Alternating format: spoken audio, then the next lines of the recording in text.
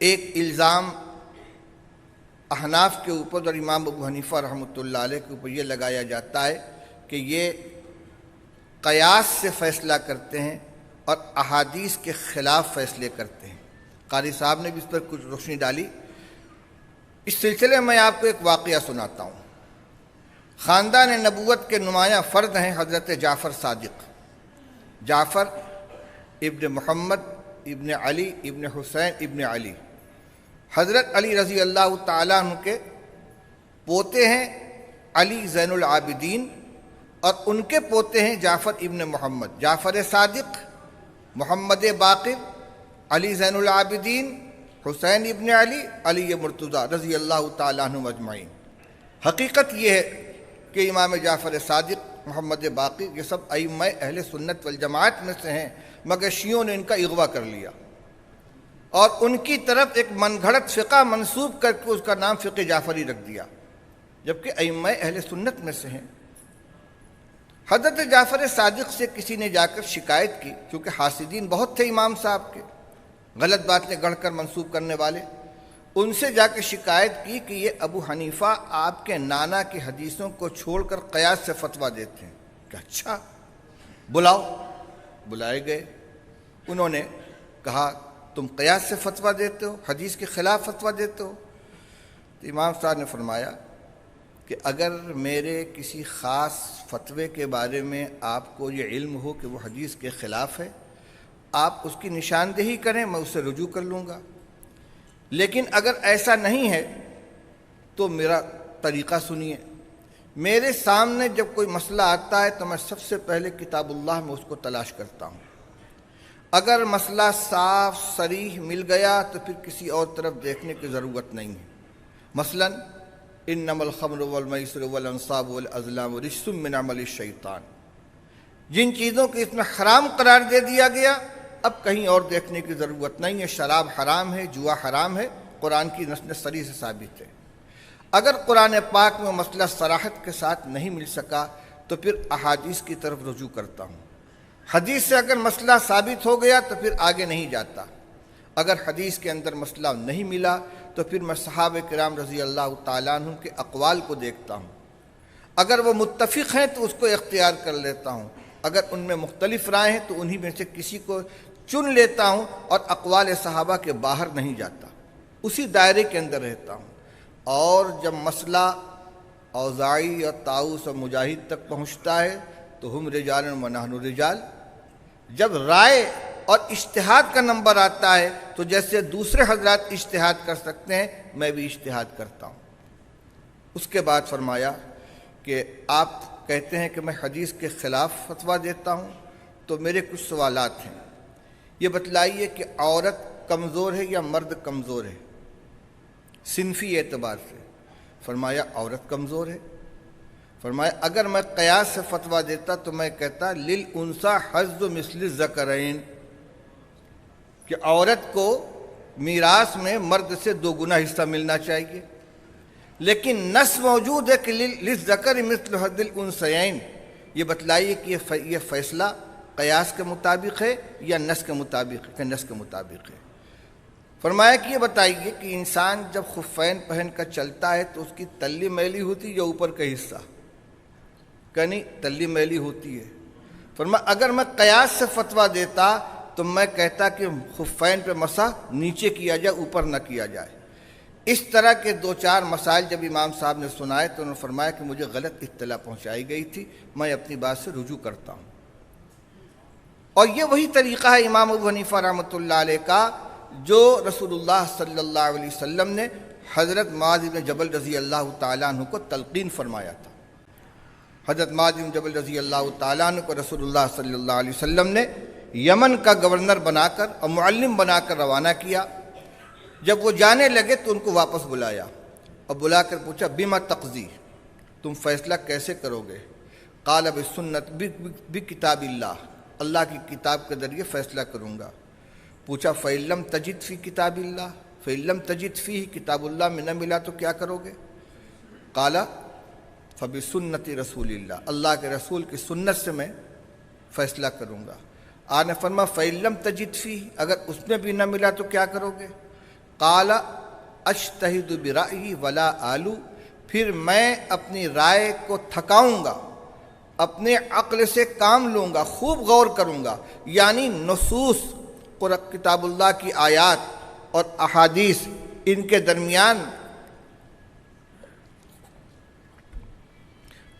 درمیان سے اس کا حکم نکالنے کی کوشش کروں گا، نظائر پر قیاس کروں گا۔ یہ مطلب نہیں کہ محض اپنے عقل سے میں کوئی حکم فیصلہ کر دوں گا، کیونکہ شریعت عقل کے فیصلے کا نام نہیں ہے، بلکہ اجتہاد کا مطلب یہ ہے کہ اس خاص جزئیے کا صراحتاً کتاب اللہ اور سنت رسول اللہ میں حکم موجود نہیں ہے، لیکن یہ کس اصل کے تحت آتا ہے، یہ کس ضابطے کے تحت آتا ہے، اس ضابطے سے حکم نکالوں گا اور اس کو فیصلہ کروں گا۔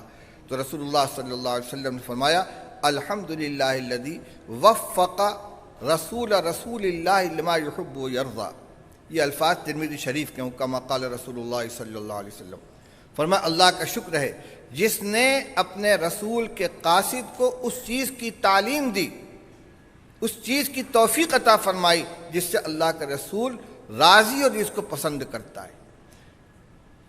یہ روایت جہاں کتاب اللہ اور سنت رسول اللہ کی اولین حیثیت کو متعین کرتی ہے، وہیں اس بات کی بھی دلیل ہے کہ سارے مسائل صرف کتاب اللہ اور سنت رسول اللہ سے حل نہیں ہو سکتے۔ اس لیے جو حضرات اصول اربعہ کو تسلیم کرتے ہیں کہ 4 بنیادیں ہیں مسائل کے استنباط کی بالترتیب، کتاب اللہ، سنت رسول اللہ، اجماع امت اور قیاس صحیح، ان کے لیے یہ روایت سب سے مضبوط دلیل ہے۔ آپ پوچھیں گے اس میں اجماع کا تو تذکرہ نہیں ہے، یہ گفتگو رسول اللہ صلی اللہ علیہ وسلم خود فرما رہے ہیں، اور اجماع کا وجود رسول اللہ صلی اللہ علیہ وسلم کی وفات کے بعد ہوا ہے۔ صحابہ کرام رضی اللہ تعالیٰ عنہم جن مسائل کے اوپر متفق ہو گئے وہ اجماع کہلایا، جیسے 20 رکعت تراویح پر اجماع ہوا، جمعہ کے دن خطبہ کی اذان ہوتی تھی، اس سے پہلے کوئی اذان نہیں ہوتی تھی، حضرت عثمان رضی اللہ تعالیٰ عنہ کے زمانے میں ایک اذان کا اضافہ ہوا، ایک مجلس میں ایک ساتھ 3 طلاق دی جائے تو ان تینوں کو 3 ماننے کا فیصلہ ہوا۔ یہ اجماعی مسائل ہیں، اور جس وقت یہ فیصلہ ہوا جتنے صحابہ کرام رضی اللہ تعالیٰ عنہ موجود تھے سب نے اس سے اتفاق کر لیا۔ یہ اجماعی فیصلے ہیں جو اس وقت سے لے کر آج تک اہل سنت والجماعت کے اندر متفق علیہ چلے آ رہے ہیں، اور کسی نے اسے شذوذ اور فرار کی راہ اختیار نہیں کی۔ تو حضور صلی اللہ علیہ وسلم کے زمانے میں تو آپ کا ارشاد خود حکم تھا، خود اصل تھا، اس لیے اس وقت اجماع امت کا ابھی وجود نہیں تھا۔ ہاں قیاس کی ضرورت پڑ سکتی تھی، آپ نے اس کی توثیق فرما دی۔ بعض حضرات اس روایت کی استنادی حیثیت پہ کلام کرتے ہیں، کیونکہ ترمذی شریف میں جہاں یہ روایت نقل کی گئی ہے اس کی سند کے آخر میں یہ آتا ہے کہ راوی نقل کرتے ان اصحاب معاذ ان معاذ بن جبل رضی اللہ تعالیٰ عنہ، حضرت معاذ کے تلامذہ حضرت معاذ سے اس کو نقل کرتے ہیں۔ تو اس پر اشکال یہ ہے کہ یہ تلامذہ کون تھے، یہ معروف نہیں ہے، لہذا یہ روایت ناقابل استدلال ہے۔ لیکن میں آپ کو بتلاؤں، مولانا عبد الرحمن صاحب مبارک پوری جو اسی جماعت سے تعلق رکھتے ہیں، ترمذی شریف کے شارح ہیں، انہوں نے تحفۃ الاحوذی میں اس روایت کو ذکر کرنے کے بعد علامہ ابن قیم کی اعلام الموقعین سے پوری عبارت نقل کی ہے۔ علامہ ابن قیم فرماتے ہیں کہ اصحاب معاذ میں کوئی کاذب نہیں تھا، متہم بالکذب نہیں تھا، کوئی ضعیف نہیں تھا، سب کے سب ثقہ تھے۔ اس لیے ان میں کا ایک شاگرد بھی اگر معاذ بن جبل سے روایت نقل کرتا تو معتبر ہوتی۔ یہاں تمام کے تمام اصحاب جو اصحاب معاذ بن جبل کے نام سے معروف ہیں وہ پوری جماعت ان سے نقل کر رہی ہے، تو یہ تو اعلیٰ درجے کی توثیق ہو گئی۔ اسی طرح وہ فرماتے ہیں کہ جب کوئی مسئلہ امت کے درمیان مقبول ہو جائے تو پھر اس روایت کی سند سے بحث نہیں کی جاتی، اور اس کی کئی مثالیں انہوں نے پیش کی۔ وہ فرماتے ہیں لا وصیت لوارثین، کہ وارث کے حق میں وصیت کرنا درست نہیں۔ ابھی یہ مسئلہ آپ کے سامنے آیا تھا، جس کو وراثت ملنے والی ہے، بیٹا ہے، بیٹی ہے، ماں ہے، باپ ہے، بیوی ہے، شوہر ہے، اس کے حق میں اگر مورث کوئی وصیت کرے گا تو وصیت کل عدم ہوگی۔ یہ روایت سند کے اعتبار سے کمزور ہے، لیکن علامہ ابن قیم فرماتے کہ پوری امت نے اس کو قبول کر لیا اور اس کو ضابطہ بنا لیا کہ وارث کے حق میں وصیت معتبر نہیں ہے، اب اس کی سند نہیں دیکھی جائے گی۔ اسی طرح دیت عاقلہ کے اوپر آئے گی۔ اگر قتل خطا کا جرم کسی سے سرزد ہو جائے تو اس کے جو رشتہ دار ہیں، اسبات ہیں، جن کو عاقلہ کہا جاتا ہے، ان پر دیت عائد کی جائے گی۔ علامہ ابن قیم فرماتے ہیں کہ اس کی سند کمزور ہے، لیکن اس مسئلے کو پوری امت نے قبول کر لیا، لہذا اب کوئی ضرورت نہیں رہ گئی اس کی سند کو دیکھنے کی۔ اسی طرح اور بھی انہوں نے کچھ مسائل نقل کیے ہیں، تو یہ ضابطہ بتلایا ہے کہ جب کوئی مسئلہ متفق علیہ طور سے پوری امت کے اندر قابل قبول ہو جائے پھر اس کی سند سے بحث نہیں کی جاتی۔ اور اس پر میں ایک اضافہ کرتا ہوں، طلبہ حدیث جانتے ہیں ترمذی شریف کے شروع میں کتاب الطہارت میں وضو کے شروع میں بسم اللہ پڑھنے سے متعلق ایک باب ہے۔ اس روایت کو ذکر کرنے کے بعد امام ترمذی رحمۃ اللہ علیہ امام احمد بن حنبل رحمۃ اللہ علیہ کا یہ قول نقل کرتے ہیں کہ وضو کے شروع میں بسم اللہ پڑھنے سے متعلق کوئی مضبوط روایت میرے علم میں نہیں ہے۔ اور اسی کے بعد اسحاق ابن راہوے کا یہ قول نقل کرتے ہیں کہ اسحاق ابن راہوے کہتے ہیں کہ وضو کے شروع میں بسم اللہ پڑھنا واجب ہے، اگر قصداً کوئی شخص بسم اللہ چھوڑ دے گا تو اس کا وضو نہیں ہوگا۔ اور امام احمد بن حنبل رحمۃ اللہ علیہ کا بھی تقریباً یہی مسلک ہے۔ ایک طرف وہ یہ کہتے ہیں کہ کوئی مضبوط روایت علم کے اندر نہیں ہے، میرے علم میں نہیں ہے۔ جب امام احمد بن حنبل کے علم میں نہیں ہے تو کون مدعی ہوگا کہ میرے علم میں ہے؟ لیکن اس کے باوجود چونکہ رسول اللہ صلی اللہ علیہ وسلم کے زمانے سے وضو کے شروع میں بسم اللہ پڑھنے کا عمل چلا آ رہا ہے، تو جو چیز معمول کے اندر شامل ہے وہ اس کی سند دیکھنے کی ضرورت نہیں ہے۔ تو علامہ ابن قیم نے اس کو ثابت کیا ہے کہ یہ روایت معاذ بن جبل رضی اللہ تعالیٰ عنہ کی یہ امت کے اندر مقبول ہے۔ یہ میں نے اس لیے تذکرہ کر دیا کہ بعض حضرات کی طرف سے یہ مسئلہ اٹھایا ہے۔ بنارس میں ایک مرتبہ ایک بیان میں نے اس حدیث کا حوالہ دے دیا، تو ہمارے ایک جامعہ سلفیہ ہے، اس کے ایک مقرر صاحب نے اس کے تردید میں فرمایا کہ پہلے اس کا حدیث ہونا تو ثابت کیا جائے، یعنی اگر کسی نے اس کے اوپر کچھ کلام کر دیا کسی راوی کے بارے میں تو حدیث ہونے سے وہ ساقط ہو گئی۔ بہرحال یہ بڑی جرت کی بات ہے۔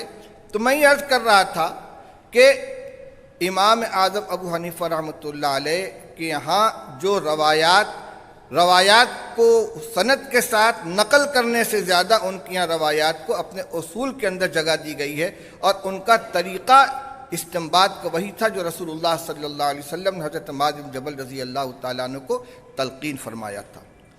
اور ایک بات آپ کی شاید قاری صاحب نے بھی ذکر کی تھی کہ احادیث کا امام ابو حنیفہ رحمۃ اللہ علیہ کے یہاں اتنا اہتمام ہے کہ کتنی روایتیں جن کو دوسرے حضرات ضعیف کہہ کے ترک کر دیتے کہ روایت ضعیف ہے، لیکن احناف کے یہاں ان کو اختیار کیا جاتا ہے۔ اور امام ابو حنیفہ رحمۃ اللہ علیہ کا یہ ضابطہ ہے کہ قیاس کے مقابلے میں حدیث ضعیف کو ترجیح دیتے ہیں۔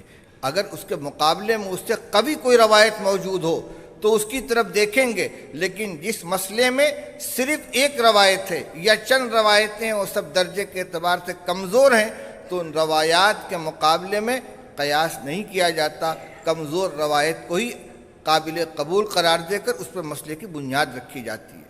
بہرحال امام ابو حنیفہ رحمۃ اللہ علیہ کی محدث کی حیثیت سے جو شان ہے وہ اس زمانے بھی تسلیم کی گئی۔ مسعر ابن قدام جو کوفہ کے بہت بڑے محدث ہیں، جن کی حیثیت یہ تھی کہ حدیث کے دو بہت بڑے عالم جو امام ہیں، امام شعبہ ابن الحجاج اور سفیان ثوری، یہ دونوں حضرات جب کسی حدیث کے بارے میں گفتگو کرتے اور فیصلہ نہ ہو سکتا تو کہتے تھے چلو مسعر ابن قدام کے پاس چلتے، ان سے فیصلہ کرائیں گے۔ مسعر ابن قدام کہتے ہیں کہ ابو حنیفہ طلب علم کے زمانے میں ہمارے رفیق تھے، علم حدیث میں ہم نے ان کا مقابلہ کیا تو ہم سے آگے نکل گئے، ورع و تقوی و زہد کے اندر وہ ہم سے آگے نکل گئے، اور 20 سال کی عمر میں امام ابو حنیفہ رحمۃ اللہ علیہ نے کوفہ کے تمام محدثین کے روایات کو جمع کر لیا۔ محدثین لکھتے ہیں کہ مصر ابن قدام نے کوفہ کے باہر کا کوئی سفر نہیں کیا، صرف کوفہ کے محدثین سے انہوں نے روایتیں لی ہیں۔ ہاں یہ الگ بات ہے کہ کوفہ اس زمانے میں مرکز تھا، حضرت عمر کے تلامذہ، حضرت عبداللہ ابن مسعود کے تلامذہ، حضرت ابو موسیٰ اشعری کے تلامذہ، حضرت علی مرتضیٰ کے تلامذہ، یہ سارے کے سارے وہیں اکٹھا تھے۔ خلافت کا مرکز تبدیل ہو چکا تھا حضرت علی رضی اللہ تعالیٰ عنہ کے زمانے میں، اور کبار صحابہ کا مرکز بن گیا تھا کوفہ، اور ان اکابر صحابہ کے تلامذہ موجود تھے، ان کے علوم سے پورا کوفہ جگمگا رہا تھا۔ تو امام ابو حنیفہ رحمۃ اللہ علیہ نے اور مصر ابن قدام نے کوفہ کے تمام ائمہ کے تمام محدثین کے علوم کو حاصل کیا۔ مصر ابن قدام تو کوفہ کے باہر گئے ہی نہیں، امام صاحب نے تو اسفار بھی کیے۔ وہ جب یہ کہہ رہے ہیں کہ امام ابو حنیفہ مجھ سے آگے نکل گئے، اور ان کی یہ حیثیت ہے کہ شعبہ ابن حجاج اور سفیان ثوری جب کسی حدیث کے بارے میں فیصلہ نہیں کر پاتے تو مصر ابن قدام کے پاس جاتے ہیں فیصلہ کرانے کے لیے۔ اس سے اندازہ کیجئے کہ خود امام ابو حنیفہ رحمۃ اللہ علیہ کا حدیث کے اندر کیا پایا تھا۔ رہ گئی یہ بات کہ ان سے روایات کم مروی ہیں، تو میں نے ابھی اس کی وجہ آپ کے سامنے بیان کی۔ اور پھر امام شافعی رحمۃ اللہ علیہ بھی تو ائمہ مجتہدین میں سے ہیں، ان سے کتنی روایتیں حدیث کی کتابوں میں مروی ہیں۔ اگر مسند شافعی ہے تو مسند امام اعظم بھی موجود ہے، اور 17 نسخے اس کے موجود ہیں۔ کتاب الاثار کے 4 نسخے موجود ہیں 4 تلامذہ سے، اور موسوعہ مسند امام اعظم ابو حنیفہ کو دیکھا جائے تو مرویات کی تعداد 10,000 تک پہنچ جاتی ہے۔ صرف متداول صحائح ستہ یا اور جو کتابیں علماء کی مراجعات کے اندر رہتی ہیں، ان میں روایات کے مذکور نہ ہونے سے یہ فیصلہ کر لینا کہ ان کے پاس روایات کا ذخیرہ نہیں تھا، یہ ایک غلط قسم کا استنباط، غلط نتیجہ نکالنا ہے، اور جو حقیقت سے بہت دور ہے۔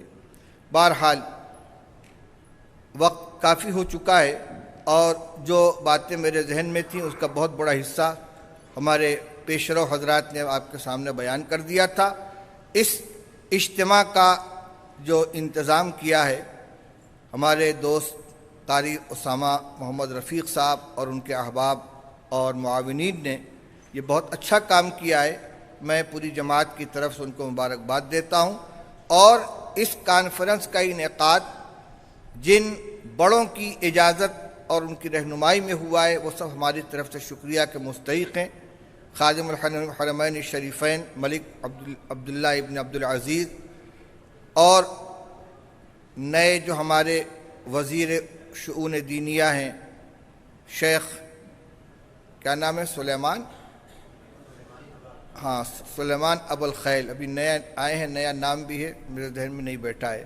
اور اسی طرح یہ شعبہ دعوت کے جو ذمہ دار حضرات ہیں، ان کے اجازت اور ان کے تعاون سے، اور خاص طور سے شیخ عبدالعزیز بن عبداللہ العمار، جن کی کمی یہاں محسوس ہو رہی ہے، متعدد مرتبہ ان سے ملاقاتیں ہوئیں اور ان کی صحبت سے مستفید ہونے کا موقع ملا ہے، ان کی دلچسپی بھی اس کے اندر شامل حال ہے۔ یہ سب حضرات اس علمی معاونت کے لیے قابل تشکر ہیں، اور جو یہ پہلی کانفرنس ہے، امید ہے کہ انشاءاللہ اس کے بعد اور دیگر ائمہ مجتہدین کے سلسلے میں بھی اجتماعات ہوں گے، اور علماء کی باتوں سے سب کو مستفید ہونے کا موقع ملے گا۔ تبھی میں نے ذکر کیا آپ کے سامنے کہ قاری اسامہ صاحب اور ان کے احباب، ان حضرات کا خاص طور سے شکریہ ادا کرنا چاہیے پوری جماعت کی طرف سے۔ پیش وہی رہیں، اور یہ بھی حقیقت ہے کہ یہ تنہا ان کی کوشش کا نتیجہ نہیں ہو سکتا۔ ہمارے جو جدہ میں، مکہ مکرمہ میں جو اکابر جو حضرات موجود ہیں، ان کا بھی تعاون اس میں قدم قدم پر حاصل رہا ہے۔ اور پھر ہمارے یہ اکابر جو دور دراز سے سفر کر کے آئے ہیں، مولانا محمد احمد صاحب، قاری حنیف صاحب، یہ سب سے پہلے شکریہ کے مستحق ہیں۔ آج ان کی قیمتی باتوں سے ہمیں مستفید ہونے کا موقع ملا، یہ نہ ہوتے تو بے دولہا کی بارات بن کر رہ جاتی اور ہمیں استفادہ کا موقع نہ مل پاتا۔ اللہ تعالیٰ سے دعا کرتا ہوں کہ اللہ تعالیٰ اس کے بہتر سے بہتر ثمرات ظاہر فرمائے، اور پوری ملت کو اس کا فائدہ پہنچے، اور پھر ہمیں اور آپ کو مل بیٹھنے کا اور ان قیمتی باتوں کو سننے کو موقع ملے۔ وآخر دعوانا الحمدللہ رب العالمین۔